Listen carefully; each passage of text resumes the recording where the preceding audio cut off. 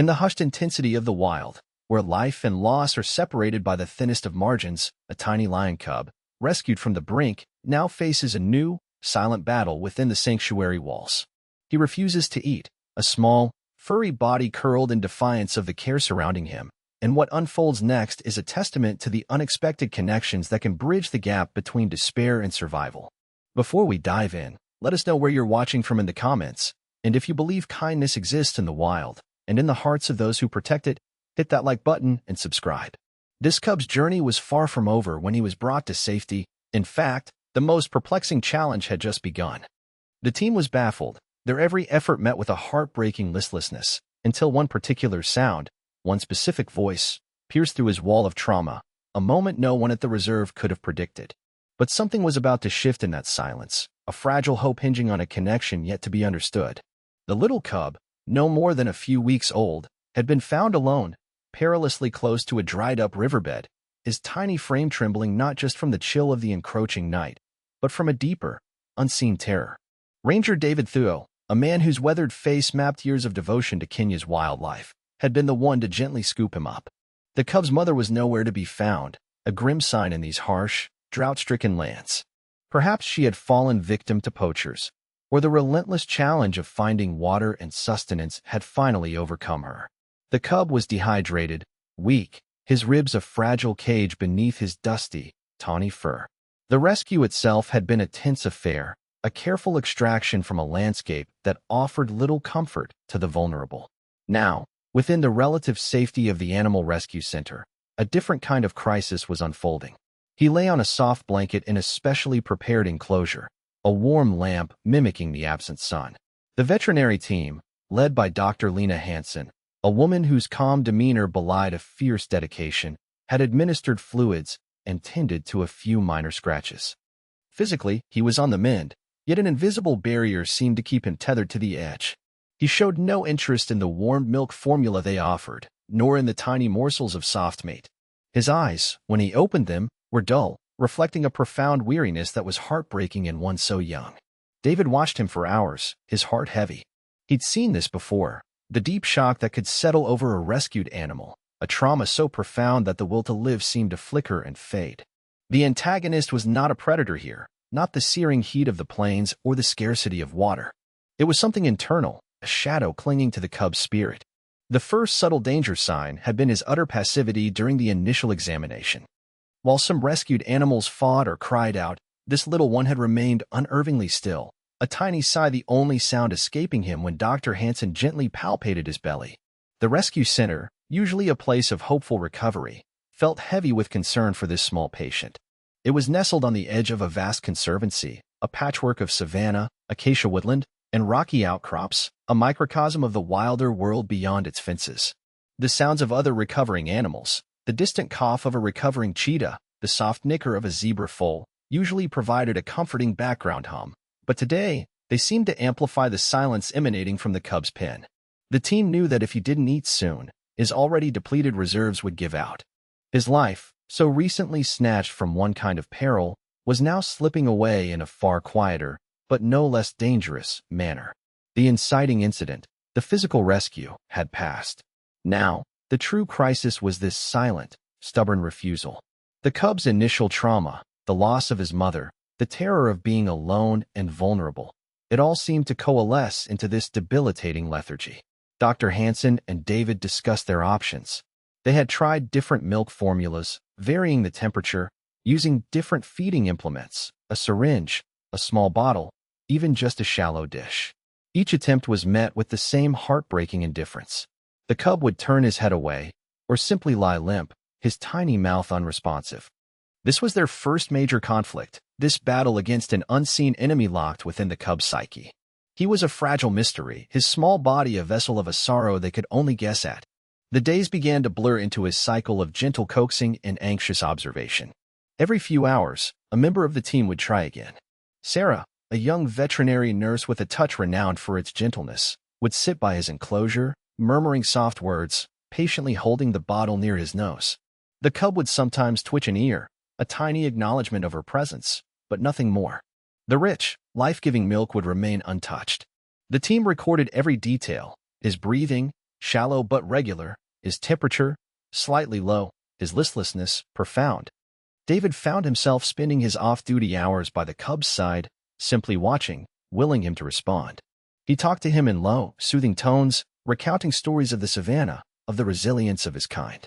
He remembered the feel of that tiny, trembling body when he'd first lifted him, the desperate fragility of him. The personal stakes deepened for David. This wasn't just another rescue. It felt intensely personal.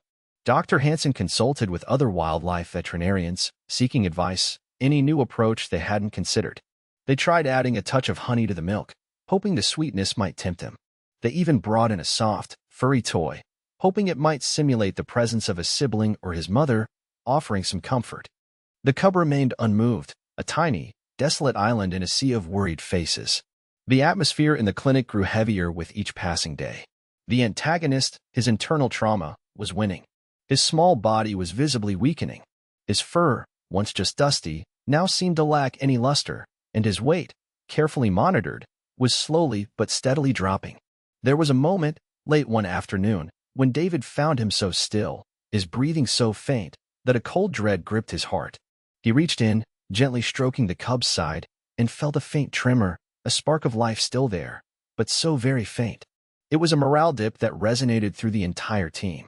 Hope, once a resilient flame, was now a flickering ember. They were running out of options and time. The cub had now gone nearly 3 full days without taking any nourishment beyond the initial subcutaneous fluids. His chances were dimming rapidly. The team gathered for a somber discussion. "We may have to consider," Dr. Hansen began, her voice strained, but she couldn't finish the sentence. The unspoken hung heavy in the air. David felt a surge of desperation. There had to be something, some trigger, some forgotten detail. He cast his mind back to the rescue itself. The harsh sunlight, the dry, cracked earth. He remembered finding the cub hidden in a small crevice, almost invisible. He had spoken to it then, soft, reassuring words, trying to calm its terror as he reached for it. He had cradled it against his chest during the bumpy ride back to the center, his voice a low murmur against the thrum of the vehicle's engine. Could it be that simple?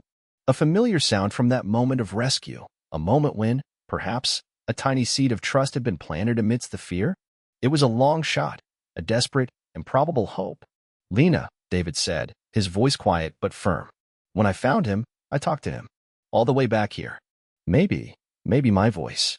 Dr. Hansen looked at him, a flicker of something, surprise, then cautious consideration, in her eyes. It was unconventional. They dealt in medicine, in observable symptoms and proven treatments. But they were also dealing with a living creature, a complex being whose reactions weren't always predictable by science alone. "It's worth a try, David," she said softly. "At this point, we have to try everything." This was the game changer, the potential revelation. The pressure was immense. The cub was so weak. If this didn't work, there might not be another chance. David felt a knot tighten in his stomach. He wasn't a vet, not a nurse. He was a ranger, more accustomed to tracking poachers or monitoring herds from a distance. But he shared a unique, albeit brief, history with this cub. They decided he would approach alone to minimize any stress. Sarah prepared a fresh bottle of warmed milk. The clinic fell silent, the usual hum of activity muted by a shared, unspoken anxiety. David took a deep breath, trying to calm his own racing heart. He needed to project calm, reassurance. He walked slowly towards the cub's enclosure. The little one lay curled in his usual spot, a small, still mound of fur. David crouched down, his face level with the pen. He didn't reach in, didn't make any sudden moves. He simply began to speak, his voice low, a soft rumble, the same cadence he'd used out there in the harsh wilderness. "Hey there, little fighter," he murmured. "Remember me? It's okay. You're safe now. You're so strong, little one." He spoke of the plains, of the scent of rain on dry earth, of the warmth of the sun. He didn't talk about food, or bottles, or medicine.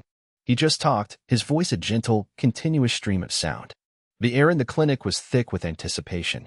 Dr. Hansen and Sarah watched from a respectful distance, barely breathing. For a long moment, nothing happened. The cub remained still, seemingly lost in his desolate world. David's heart sank. Had he been wrong? Was this just another futile attempt? Another dead end? He continued to speak, his voice now tinged with a desperate plea. "Come on, little warrior. We're all here for you. You just need to take a little sip. Just a little something to give you strength." Then, a flicker. The cub's ear twitched more definitively this time. His tiny head, which had seemed too heavy to lift for days, moved, just a fraction of an inch, towards the sound of David's voice. David's breath caught in his throat. He kept talking, his tone even, soothing, encouraging. "That's it, little one. That's it. You hear me, don't you?" Slowly, painstakingly, the cub lifted his head. His dull eyes, usually half-closed, opened a little wider. They weren't focused on David, not yet, but on the space where the sound originated. He let out a tiny, almost inaudible whimper, a sound so fragile it tore at David's heart. It wasn't a cry of distress, but something else, a question, perhaps, or a dawning recognition. Sarah, sensing the shift, quietly approached and passed the bottle to David. He took it, his hand surprisingly steady. He continued to murmur, never breaking the stream of sound, and slowly, carefully, brought the nipple of the bottle towards the cub's mouth. There was no pressure, no forcing, just a gentle offering. The cub stared at the bottle, then his gaze flickered to David's face, a faint, almost imperceptible spark of awareness in their depths. He sniffed tentatively at the nipple. David held his breath. This was it. The culmination of days of worry, of tireless effort, of fading hope. The entire rescue center seemed to be holding its breath with him. And then, the miracle. The cub's tiny mouth closed around the nipple. He hesitated for a moment, and then he began to suckle. Weakly at first, then with a little more strength. A collective sigh of relief, soft and profound, rippled through the onlookers. David felt a wave of emotion so powerful it almost buckled him. He kept his voice steady, a low, reassuring murmur, as the cub drank. He didn't take much, just a few precious milliliters, but it was a start. A monumental start. When he finally released the nipple, a tiny drop of milk clinging to his chin, he didn't immediately collapse back into lethargy. Instead, he looked at David, a long, searching look. And then, incredibly, he tried to push himself up onto his wobbly legs. He swayed, unsteady, but determined. He stood, small and fragile, but undeniably alive. The tension in the clinic didn't so much break as dissolve, replaced by a quiet, awestruck joy. Dr. Hansen had tears in her eyes. Sarah was smiling, a watery, relieved grin. David just kept looking at the cub, a lump in his throat. The little fighter had chosen life, spurred on by a sound, a memory, a connection forged in a moment of terror and now reaffirmed in a moment of profound tenderness. The immediate aftermath was one of careful, quiet celebration. Over the next few hours, David continued to sit with the cub, speaking softly, offering the bottle at regular intervals. Each time, the cub drank a little more, his suckle growing stronger. A faint blush of pink returned to his nose and the pads of his tiny paws. He still slept a lot, but it was a different kind of sleep now, not the heavy, unresponsive lethargy of before, but the deep, healing slumber of a recovering body. The team, while elated, remained cautious. One feeding, one positive response, was not a guarantee of full recovery, but it was a monumental step, a decisive turning point. The news of the cub's response to David's voice spread through the conservancy, a reminder of the subtle, often mysterious, bonds that connect all living things. It underscored something they instinctively knew but sometimes forgot in the face of grim realities. That healing wasn't just about medicine and physical care, but also about trust, connection, and sometimes the simple, profound power of a familiar, comforting presence. Over the following days, the cub's progress was steady. He began to gain weight. His coat started to regain its soft sheen. He still responded best to David, his little ears perking up whenever he heard the ranger's voice approaching. David became his primary feeder, a role he cherished. When the cub was stronger, he would even offer a small, shaky purr when David stroked his back, a rumbling testament to his growing strength and contentment. He started to explore his small enclosure with a kittenish curiosity, batting playfully at a dangling leaf, his eyes now bright and alert. The little cub, once a symbol of fragile despair, was now a beacon of hope. His survival, though still requiring careful management, seemed much more certain. He would remain at the rescue center for many months, growing stronger, learning the ways of his kind as much as possible in a sanctuary setting, with the ultimate goal of a potential release back into a protected area if he proved capable. David often visited him, even when it wasn't feeding time. He would sit by the enclosure, and the cub would come to the edge, sometimes rubbing his small head against the mesh, looking up at the ranger with those now bright, intelligent eyes. A silent conversation passed between them, a bond forged in desperation and cemented in recovery. The ranger knew this cub's journey was far from over, that the wild held many more challenges. But for now, the small lion had found his footing, his will to live rekindled by a voice in the quiet. And as the sun dipped below the acacia tree lean, casting long shadows across the recovery pins, a soft, contented sigh could be heard from the cub's enclosure, and then, for the first time in a long while, a deep, peaceful silence returned to that corner of the sanctuary. This little lion's story is a powerful reminder of the resilience of life and the extraordinary connections that can emerge in the most challenging circumstances. Thanks for watching. If this story touched you, give it a like and subscribe for more wild moments of wonder.